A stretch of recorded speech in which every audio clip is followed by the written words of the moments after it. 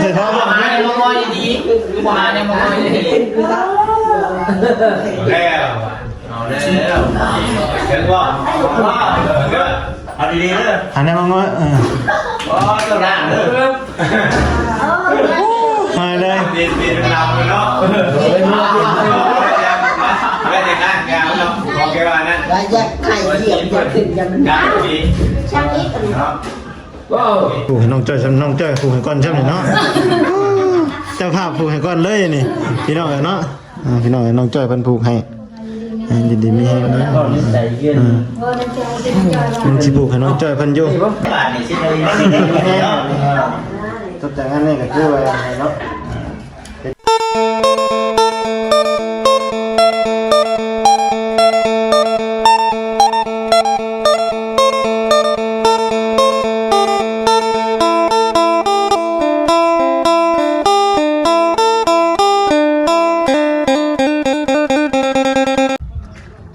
เลยพี่น้องเนาะตัดภาพมานี่พี่น้องเลยป้าโธ่มาหอดพี่ได้พี่น้องเลยแบบนี้เนาะเพื่อนสังแก้วเพื่อนน้องจ้อยพี่น้องเลยป้าโธ่เลยสบายดีเนาะหลังจากมาแต่เพื่อนสาวดำมาหอดพี่ไว้ดีสอดพี่เลยฮะต้องบุกลงเลยป่ะยังอยู่ไหนว่าสิเพื่อท่องไว้เพื่อนน้องจ้อยอยู่ไหนนี่นะแนมกูไปก็เห็นลากตัวโคกอีกจะมาสวยได้ไหมเนาะที่ได้ยังอยู่ว่าอะไรก่อนอื่นสบายดีสวัสดีพ่อแม่พี่น้อง FC เบอร์สุคนนะพี่น้องเด้อเนาะยินดีว่า CFC ทั้งฝั่งไทยเนาะโดยต่างประเทศฝั่งลาวนํก็ยินดีต้อนรับเข้าสู่ช่องของเบาเชียงนาเด้อเบาหน้าเนาะพี่น้องเนาะมานี่ก็แบกเฮือนสลัมน้ำเน่พี่น้องเอ้ยเนาะเพราะว่ามีทั้งพระอาจารย์พังไทยเพิ่นก็ลูกศิษย์ลูกหาเพิ่นมาพี่น้องเอ้ยเนาะมาขึ้นถึงไม้น้องดำเพิ่นสาวดำเนาะมานี่พี่น้องเอ้ยมาหาทางน้องจ้อยคือเก่ามา3คนคือเก่ากินข้าวกินน้ำนะป่ะไปใส่เนาะเดี๋ยวสิพา FC ไปเบิ่งไปชมแล้วกันเลยเบิดได้ไปจักติไปล่างถ้วยโอ้บ่สุกสแก้วมาพี่เนาะถ้วยไว้ให้ล่างเลยเด้อโอ้ยไปล่างล่างถ้วยมานี่ดิจุ่มถ้วยไว้ให้ล่างแน่เนาะเดี๋ยวล่างเบิดเลยเนาะ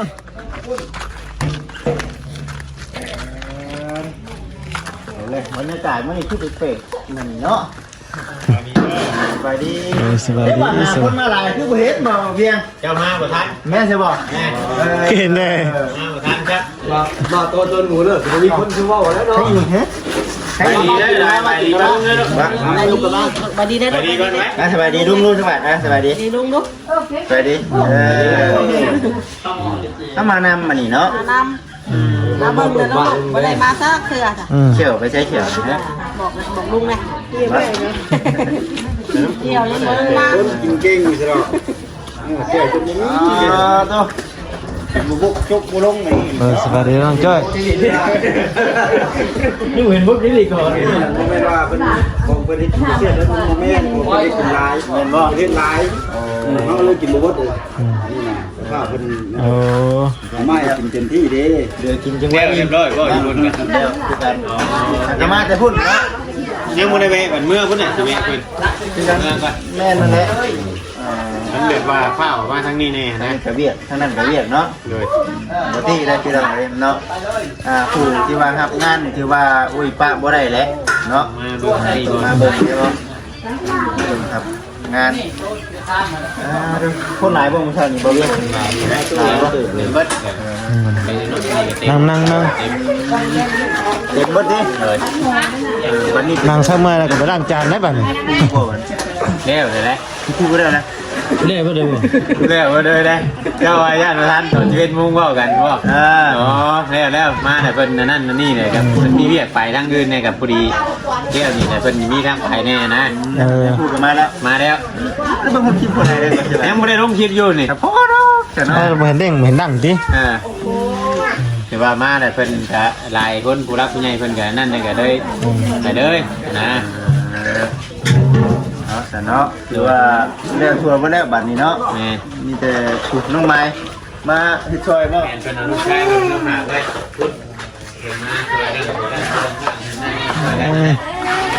ล้างถ้วยล้างบ้องจนสีแล้วเนาะนี่ไม่จงไว้ มาแล้วแหละ เลยนอนเลยคืนแรกเลยเนาะให้น้องจ้อยนะพี่ มึงเจอพี่ตัวไหน น้องจ้อยน้องจ้อย เดี๋ยวนั่งตัวนี้ก็ได้ตัวพี่บ้างเขาจะนั่งใกล้กันก็เจ้าอย่างเงี้ย โต๊ะอันเรื่องไงคุณพ่อ เดี๋ยวรถนี่แหละเอาดูนี่ เอาสบายดีสบายดีเนาะ นี่น้องเจ้าเจ้านั่งอยู่นี่นี่นั่งอยู่นี่ยิงกันรถนี่เลยโอ้ มามันล่างได้ล่างสวยเด้อ ได้จังหวะล่างพุ่นเลยพ่อวะ ยังไง เอาล่างท้าสัน จงไว้ล่างอยู่ให้ล่างดู ผู้ช่วยคนน่ะจ้องถ้วยไว้มาจิล่างโยมว่ะ หมอเขาพูดว่า ผู้ช่วยคนน่ะเนาะมาช่วย ว่าจะได้ข้อหมอเขาพูดเนาะ มีผ้าผ่อนมั้ยเอาไว้แล้ว ที่เขาผูกอยู่ในบ่ เนาะ ไปจะไป ไงมันจังคือแน่เนาะผูกแขนอยู่ในก่อนได้ไปลองใช่ละอีเด้ออยู่ในโดนเอาสบายดีนะน้องเด้อเนาะเขาผูกอยู่ไหนบ่ อยู่ในกันไหนเนาะเด้อสบายดี สามนมเฮาสบายดีเบิดสุคน กินได้นี่กันอย่างเด้อระวังเด้อเด้อลงทางเมื่อได้เนาะเป็นไม่ถูกเลยผมมีสีแดงตัวกลางสี นี่ได้นี่เนาะป้าโทรหอมมาจ้อย ได้เนาะโดนกระเจ๊บ่าย ใจเฮียแล้วบัดนี้ติ เฮ้ยหลอกมันหลอกไข่ปลาไปไหนมันหลอกปลาไปไหนมาจ้ะ อ๋อให้ไปปีนบัดนี้ เพิ่งมาชมผมอยู่ บ้อมมาถึง เอ้า เห็นได้บัดนี้หามแจบ่เห็น ได้ไปลงเสียบกุญแจกันได้แล้วมันล็อกบ่ล่ะมันมีนะเนาะมีเนาะผมมีแล้วก็ลงอยู่เนาะก็ลงอยู่เนาะ ตรงนี้เนาะมีแต่ เขา ป้า เข้าในได้เข้าในเราออกมา ว่ากุญแจจะต้องลงอยู่ในเข้ามาบ่เห็นนะหรือว่าจะลงอยู่ได้ไว้บนใดบนหนึ่งเห็นได้ระบาด ปีน ก็บริวารเลยเซนเป็ดสองเซนหมดเลยสองเซนหนาวเลยเนาะไอ้คุยเลยลูกเจี๊ยบเลยสองเซนหนาวไร มันถือว่าอะไร กระเจี๊ยบ กระเจนตู้เอ้าเนาะวันแรกก็ลงมันดึกเลยเนาะ ตื่นเต้นนะเสียเนาะ ตื่นเต้น เอาเสร็จแล้วอะไร พอแล้วเราเด้อเจ๋งวะ แมนอยู่บ่อยู่ในฮะ อยู่ไหนเขาอ่านเป็น แต่ว่าตรงเยี่ยมท่านอ่านไปยักไปเบิ่งอยู่นะตรงเยี่ยม ผมเรียบเนาะ ชอบเก่าชื่อจักบ่ได้ลองจักไม่ทราบนี่เปิดอยู่ เล่นยังส่งนี่เลย เป็นจะได้ยิ้มแล้วป่ะ อิ่มแล้ว เป็นจะได้แซ่บอยู่ป่ะ แซ่บ ยังว่าเดี๋ยวตีในได้ผมยิงอะไรเนาะ นี่มาตีว่าสิ วันนั้นแหละจะได้เมื่อป้าเลยไร เอามาเมื่อไหร่ เป็นสิมื้อบ่ โอ้เมื่อก็มาเลยก็เมื่อนึงตบปุ๊บพ่อก็อยากนอนก็นอนน้ำลานก็ได้เมื่อเวียกก็เลี้ยวก็เลี้ยก็จะเมื่อจะก่อน เมื่อใส่บ้านพ่นตูมมันบ่ บันเดือ มาเดือพวกนี้ มาเดือกเลย เอา คนนี่คนอย่างนี้นะถามตัวผมเป็นคนเด่น คนมีรถบ่รถใหญ่บ่ แม่น โอ้แต่ต้องบ่าย ไปชุดยางไง มันเมื่อมันแหล่ลายบ่อนบ้านก็ยังอยู่กันปะท่าพุ่น แล้วสิเวคุณแม่พี่นะ มีอะไร อย่างเงี้ยก็อย่างเลยมันนี่ ย่างเลยแล้ว มันย่างมาบ่ เป็นผู้ชายเนี่ย มาแล้วลูกมาจม อาจารย์คุณมาส่งก็ได้ มาเด้ออาจารย์คุณนี่มาส่งนี่ ยางล้างเลยชุดยางเลย ทางคนย่างมาส่ง ชุดยางไม่ใช่ ดูหันเด้อ เห็นว่าน้องจ้อย ปีน มาแล้ว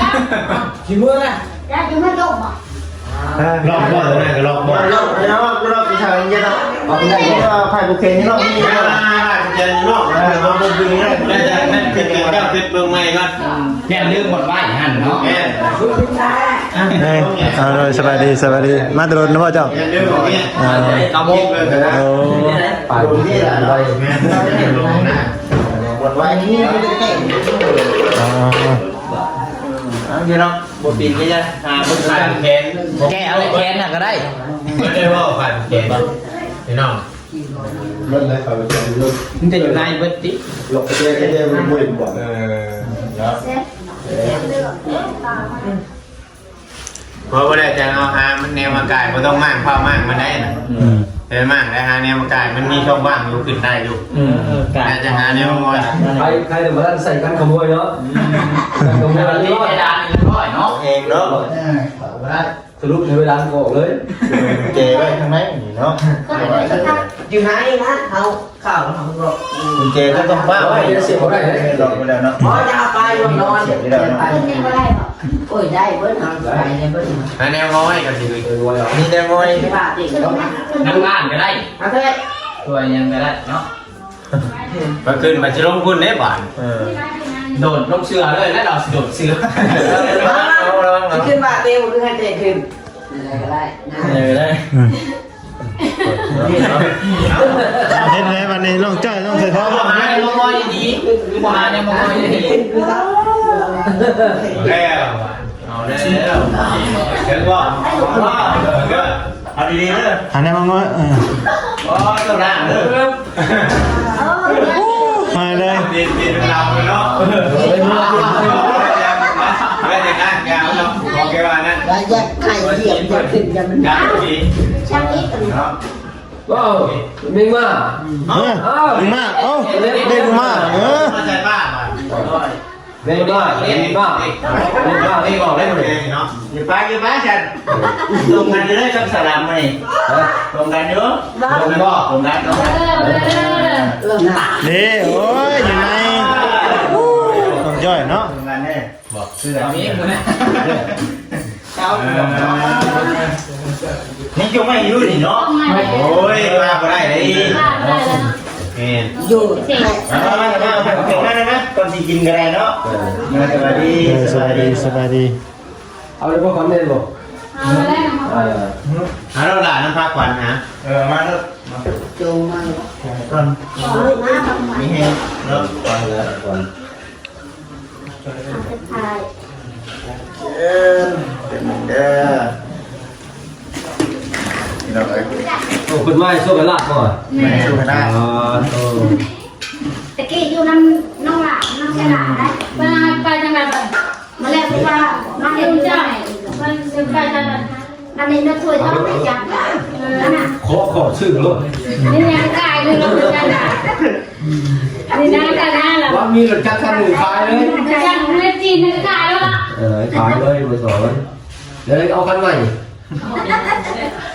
คือที่กันว่าหน้าขังหน้าเนาะ ขายนาวชื่อเลย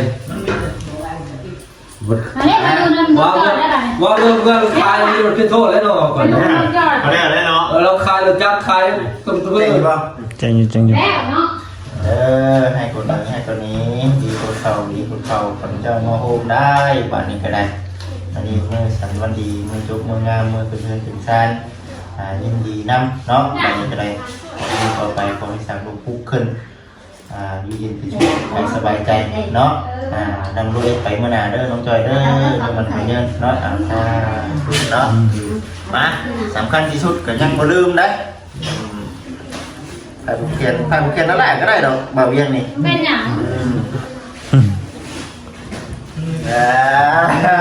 บ่ปากเลยเหรอ เอาแค่นั้นล่าปากเลยวะ บ่ได้เลยเนาะบ่มีบ่าวเวียงยังไงก็จะติดต่อกับผู้ใดก็กันนะ จำไม่ได้จัง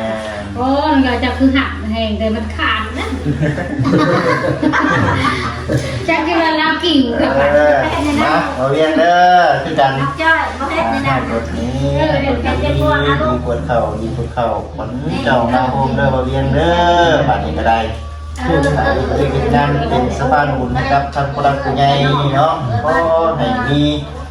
แต่จริงแบบคือตาขอให้ลำๆรวยๆนะว่าอวยพรหมู่เป็นบ่ที่เป็นก็ได้นักเพลงคือเจ้าเนาะถ้าดูเนาะ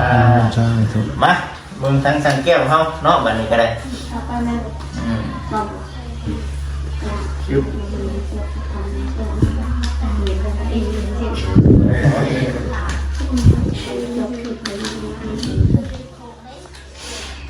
ชุบ ผูกเป็นบาจิตหนักๆไปเลยมันก็เด้อแต่ว่าเมื่อหมอเอ็มเมื่อหมอเดือนน้ำมันละมด คนนี้ได้ที่ โหเงินบ่ได้ติน้ำมันละบ่ได้ มีแห้ง ใช่ว่าพี่เราจะสบายใจ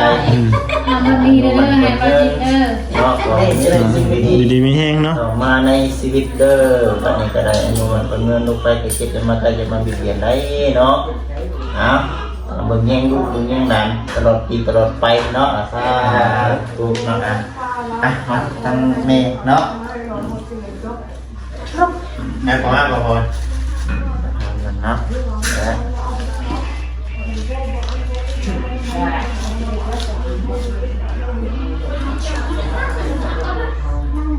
แห้งแล้วเนาะ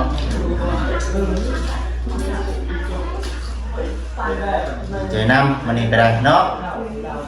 สำเร็จเป็นที่ยิ้มห้อยนั่นอันนี้แม่เตินเนาะครับ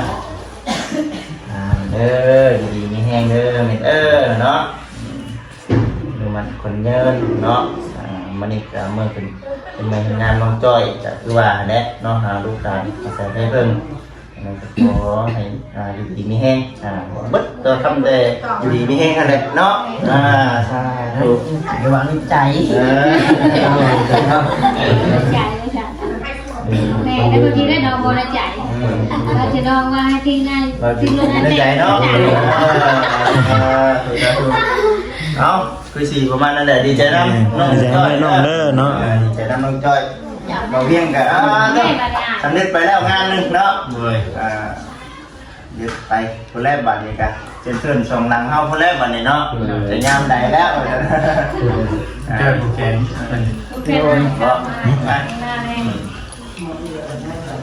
ท่านผู้ให้น้องจ้อยน้องจ้อยผู้ให้ก่อนใช่ไหมเนาะเจ้าภาพผู้ให้ก่อนเลยนี่พี่น้องเนาะพี่น้องน้องจ้อยเพิ่นผูกให้ดีๆมีแฮงนะมันสิผูกให้น้องจ้อยเพิ่นอยู่ได้ว่ามี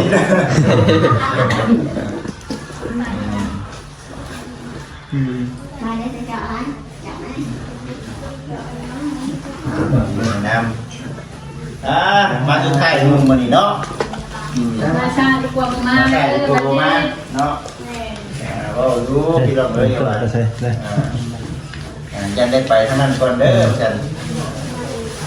มาซาดีกว่ามาเนาะเมนูลาบหมูกับกระปุกเนาะอะไรจะไปเลย น้องจ้อยมันนั่งเก่าเดี๋ยวทำให้ฝากให้ผูกให้เก่าไม่ได้ใจน้ำมาถึงเนาะดีมีแห้งเด้อด้านละก็แห้งลูกมันบัดทีนี้หาเงินหาคำได้หลายๆกับบัดนี้เนาะหาคำบัดทีนี้จังคิดจังใจหาเงินหาคำเนาะมาครับไปผูกให้ทั้งน้องเพิ่นก่อน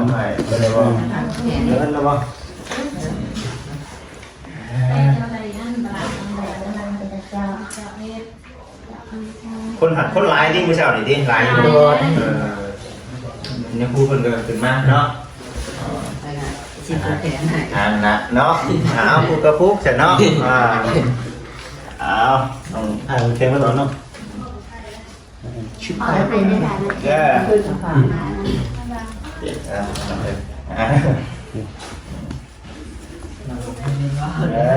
จงมาพี่ก็ได้แล้ววะเฮ้ยควันก็มาแล้ววะขอบคุณเดี๋ยวน้องในไลน์เนาะ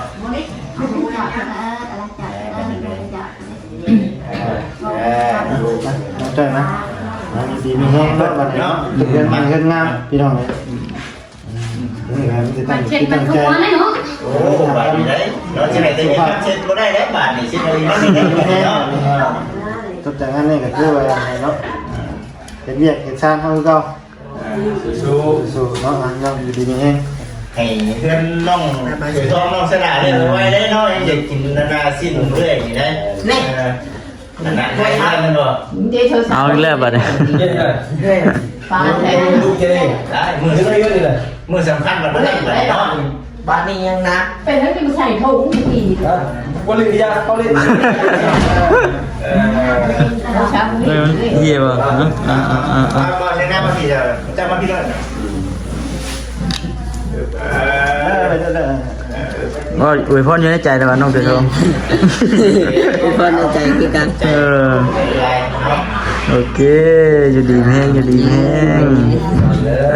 ถูกพี่น้องเลยเนาะ มาขับเป็นกับหลับน้ำต้องหนุ่มๆโดยเฉพาะเกิดดีไม่แห้งจะได้ความไข่บ่ให้มีอะไรมาเลย